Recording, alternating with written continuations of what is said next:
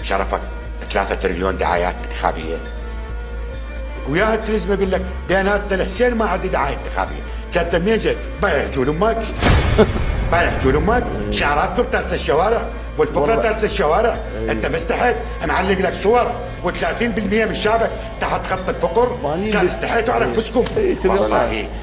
تدري وسفة على الزلمه. تدري الان يشترون بطايق، الان يشترون بطايق بالفلوس، يشترون يجون على الواحد بطاقه ب 400 و500 الف، يشتروها ويكسروها مش مالك. اي هذا قسم اطراف تلزمها وتكسرها. هذا اشتريها ب 500 العرفه، تعرفه مو؟ تقول اسمه؟ لا ها؟ لا احنا ما هاي القصة أن تشتريها ب500 وتكسرها على مود تأثر هناك حتى تصير أمد عينك. حاشا من أقول بوجهه، وماكو واحد الآن الأمن الوطني يدري، والجهات الرقابية تدري، والجهات الأمنية تدري، وأنتم تدرون، لكن ماكو واحد يلد على حلقه ويكسر سنونه. ليش؟